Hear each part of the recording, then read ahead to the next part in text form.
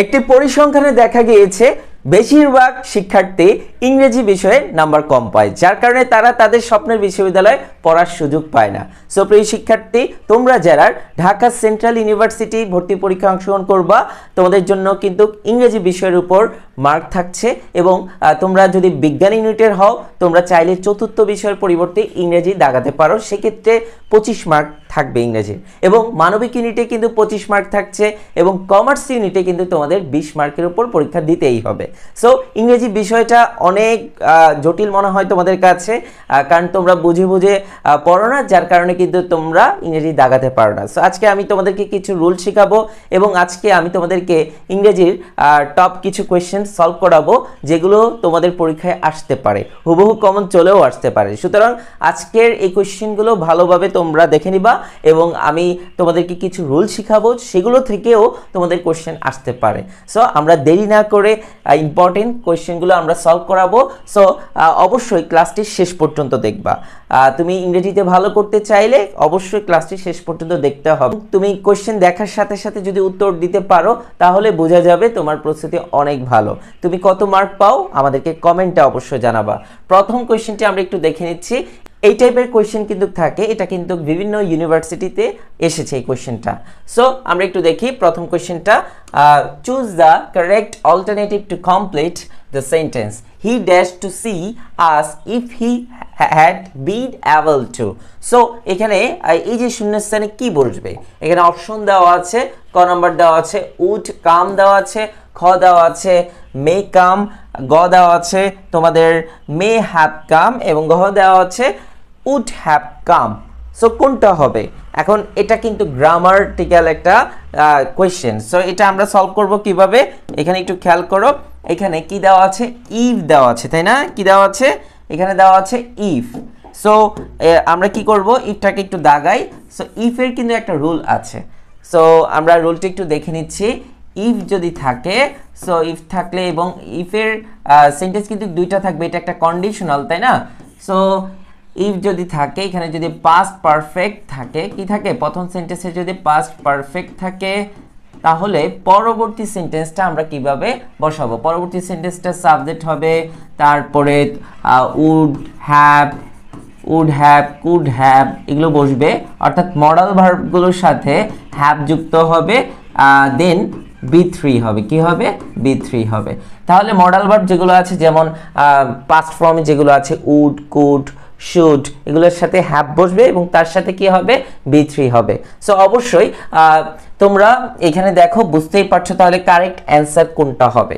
Correct answer কোনটা হবে তোমরা আশা করি বুঝতে পারছো কোনটা হতে পারে। এখানে যেহেতু উড বা কুড হ্যাভ আছে এবং B3 আছে, এখানে কোনটা আছে দেখো তো? উডের পরে কাম আছে, B1 আছে। সো এটা তো অ্যান্সার হবে না, যেহেতু এখানে উডের পরে কি হবে? হ্যাভ হবে, তাহলে এটা ক্রস। তারপরে মে কাম আছে, এটা হবে না। তারপরে মে হ্যাভ কাম আছে, হবে না। সো এইখানে দেখো উড আছে, এরপর হ্যাভ আছে, দেন ভার্বের B3 আছে। ঠিক আছে? সো কারেক্ট অ্যান্সার কি? কারেক্ট অ্যান্সার হচ্ছে গ। তাহলে আমরা কি বুঝতে পারছি? এই রুলটা তুমি যদি পারো তাহলে কিন্তু তুমি বুঝতে পারবা। আমরা কিন্তু আমাদের ক্লাসে দুইটা ক্লাসে আমরা রাইট ফর্ম ভার্ব শিখিয়েছি, তার মধ্যে আমরা কন্ডিশনাল কিন্তু শিখিয়েছি। কন্ডিশনাল কিছু রুল আছে যেগুলো থেকে তোমাদের 100% কোয়েশ্চেন থাকতে পারে। ওকে, তার মধ্যে এটা অন্যতম এই রুলটা। সো এটা একটু মাথায় রাখলেই হতো। সো প্রিয় শিক্ষার্থী, পরবর্তী কোয়েশ্চেনে যাই আমরা। দেখো কারেক্ট অ্যান্সার হচ্ছে উড হ্যাভ কাম। আশা করি তোমরা বুঝতে পারছো। পরবর্তী কোয়েশ্চেনটা হচ্ছে ভোকাবুলারি। সো এখানে আমরা সিনোনিম অ্যান্টোনিম ভালোভাবে শিখতে হবে। দেখো এটা কি বলা আছে, what is the synonym of competent. কম্পিটেন্টের সিনোনিম কোনটা? কম্পিটেন্ট মানে একটা দক্ষ বোঝায়। সো এখানে সিনোনিম কোনটা হতে পারে? ক্যাপাবল, সক্ষম, তাই না? সো কারেক্ট অ্যান্সার হচ্ছে ক্যাপাবল। 3 নম্বর আমরা চলে যাই। তাহলে কি সিনোনিম অ্যান্টোনিম ভালোভাবে শিখতে হবে, এখান থেকে কোশ্চেন তোমাদের থাকবেই। দেন আমরা আসি 3 নম্বরে, what kind of noun is girl. Girl একটা কোন ধরনের নাউন? এটা পার্টস অফ স্পিচের। সো পার্টস অফ স্পিচের আমাদের একটা ক্লাস আছে, ওই ক্লাসটা করলেই হবে। ক্লাস করলে তোমরা পারতা। সো এখানে খেয়াল করো, এখানে কোন নাউনটা হবে? প্রপার হবে, কমন হবে, কালেকটিভ নাউন হবে না ম্যাটেরিয়াল? তাহলে গার্ল একটা কালেকটিভ হবে নাকি কমন হবে? অবশ্যই কমন, তাই না? সো এই জন্য কারেক্ট অ্যান্সার হচ্ছে কমন নাউন। বয় একটা কি? Common noun. ঠিক আছে? দেন আমরা আসি পরবর্তীতে 4 নাম্বারটা, what is the meaning off white elephant. ঠিক আছে, এখন হোয়াইট এলিফ্যান্ট দ্বারা ওই সাদা হাতি বোঝাচ্ছে না, এটা দ্বারা অনেক বেশি ব্যয়বহুল বোঝায়। ঠিক আছে, তো এগুলো তোমাদের শিখতে হবে, না হলে তোমরা পারবে না, a very costly. Okay, so correct answer হচ্ছে খ। দেন আমরা আসি 5 নম্বরে, what is the antonym of হনারি। So এখানে খেয়াল করো, এখানে অ্যান্টোনিমটা কি হবে, তাহলে এটা অর্থ কি, এটা অর্থ হচ্ছে অবৈতনিক, মানে হচ্ছে যে বেতন দেওয়া হয় না। ঠিক আছে, আর তাহলে এটার অ্যান্টোনিম কি হবে, যেটা বেতন দেওয়া হয় না, তাহলে অবশ্যই অ্যান্টোনিমটা হবে যেটা স্যালারিড, বেতন দেওয়া হয়। সো অবশ্যই স্যালারিড হচ্ছে কারেক্ট অ্যান্সার, এটা কিন্তু আসে। ঠিক আছে, দেন আমরা আসি, what is the verb of the word ability. অ্যাবিলিটির ভার্বটা কি হতে পারে, অ্যাবলনেস, অ্যাবল, অ্যাবলি, অ্যানাবল, কোনটা হবে কারেক্ট অ্যান্সার, এটা আমাদের ক্লাস করলেই তোমরা কিন্তু পারতা। অ্যানাবেল হচ্ছে কারেক্ট অ্যান্সার। 7 নম্বরে চলে যাচ্ছি, he has assured me safety, এটা কিন্তু অ্যাপ্রোপ্রিয়েট প্রিপোজিশন। সো অ্যাসিউরডের পরে হয় কি, অ্যাসিউরডের পরে হয় অফ। ঠিক আছে, সো কারেক্ট অ্যান্সার হচ্ছে অফ, এটা মুখস্থ করতে হবে, অ্যাপ্রোপ্রিয়েট প্রিপোজিশন থেকে তোমাদের কোয়েশ্চেন কমন থাকবে। ঠিক আছে, আর এই কোয়েশ্চেনটা অনেক ইম্পর্টেন্ট। দেন আমরা আসি, মে আল্লাহ হেল্প ইউ, এটা কিন্তু আমাদের একটা ক্লাস করলেই তোমরা পারতা। সো তোমরা চাইলে এখনো আমাদের ক্লাসে যুক্ত হতে পারবা এবং ক্লাসগুলো করে তোমার প্রস্তুতি কমপ্লিট করতে পারবা। সো আমরা বলেছিলাম যে মে আল্লাহ হেল্প ইউ, অর্থাৎ আল্লাহ তোমার সাহায্য করুক, তাই না? সো সেই ক্ষেত্রে এখানে দেখো প্রার্থনা বোঝায়, প্রার্থনা বুঝালে এটা হচ্ছে অপটিটিভ সেন্টেন্স, আর অবশ্যই মে থাকবে, তাই না? সো এটা কোন সেন্টেন্স, অপটিটিভ সেন্টেন্স, প্রার্থনা বুঝাইলে অপটিটিভ সেন্টেন্স। তাহলে আমরা পারলাম 8টা কোশ্চেন আমাদের শেষ। 9 নাম্বার দেখো, আউট অ্যান্ড আউট, এটা দ্বারা কি বোঝায়, এটা দ্বারা নট অ্যাট অল বোঝায়, নাকি থ্রোলি বোঝায়, নাকি টু বি লাস্ট বোঝায়? অবশ্যই থ্রোলি বোঝায়। কি বোঝায়? থ্রোলি বোঝায়। সো এগুলোর কিন্তু শীট আছে, সো তোমরা আমাদের ক্লাসে যুক্ত হলে এগুলো পেয়ে যাবা। আমরা 10 নম্বর কোশ্চেনটা দেখি, choose the correct one. So এখানে কারেক্ট বানানটা তোমাদেরকে অবশ্যই জানতে চেয়েছে। মিসস্পেলের কারেক্ট বানানটা কি? Misspell, MISS PE double L, double S আর ডাবল এল, এই দুইটা মনে রাখলেই হবে। ঠিক আছে, মিসস্পেল। ঠিক আছে, সো কারেক্ট অ্যান্সার হচ্ছে মিসস্পেল। তোমাদের কিন্তু অবশ্যই কি স্পেলিং শিখতে হবে, না হলে হবে না। দেন আমরা আসি 11 নম্বর, ডগ ডেইজ। এখন ডগ ডেইজ মানেটা কি? ডগ ডেইজ মানে হচ্ছে গরমের দিন, তাই না? ওয়েদারটা অনেক গরম থাকে। সো এটা দ্বারা তোমরা অন্য কিছু ভাবতেছিলা, বাট কারেক্ট অ্যান্সার হচ্ছে hot weather, hot weather. So correct answer কি? Hot weather. এটা খুব ইম্পর্টেন্ট, এটা আসতে পারে। দেন আমরা আসি 12 নম্বর, what is the meaning of the word intrepid. So intrepid অর্থটা কি? ইন্ট্রিপেট অর্থ হচ্ছে সাহসী। কি বোঝায়? সাহসী। সো এখানে কোনটা ক্লোজ হবে, মানে অ্যান্সার হবে, ক্লোজ অ্যান্সার কোনটা হবে? অ্যারোগেন্ট হবে না, তাহলে কোনটা হতে পারে? ফেয়ারলেস। ফেয়ারলেস মানে ভয়হীন, মানে অর্থাৎ সাহসী। সে কি? সাহসী। সো কারেক্ট অ্যান্সার হচ্ছে ফেয়ারলেস। দেন 13 নম্বরে চলে যায়, are you doing anything special dash. So এইখানে মনে রাখবা অ্যাপ্রোপ্রিয়েট প্রিপোজিশন, এটা স্পেশালের পর অ্যাড বসে। কি বসে? অ্যাড বসে। সো অ্যাড বসালে কিন্তু উত্তর হয়ে যেত। দেন আমরা আসি 14 নম্বর, which of the following is correct sentence? কোনটা কারেক্ট সেন্টেন্স? এটা কিন্তু গ্রামার, এটা বুঝতে হবে। সো এখানে দেখো টু, আবার এখানে টু আছে। সো একটা রুল আছে, তোমরা এটা অনেকে জানো, আবার অনেকে জানো না। Two dot dot two, two dot dot two, two dot dot two. So এই রুলটা তোমাদের মাথায় রাখতে হবে। এখানে অ্যাডজেক্টিভ বসবে, ঠিক আছে? দেন এরপরে ভার্বের V1 বসবে, তারপরে ডট ডট। সো অবশ্যই আগে এই টুটা বসবে। তাহলে কারেক্ট অ্যান্সার কোনটা? কারেক্ট অ্যান্সার কোনটা? সো এখানে দেখো টু, এখানে আবার নট কেন বসলো? তো এটা কারেক্ট হবে না।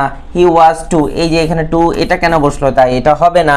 এখানে টু ঠিক আছে, এটাও ঠিক আছে, কিন্তু কারেক্ট অ্যান্সার কোনটা একটু আমাকে জানাও দ্রুত।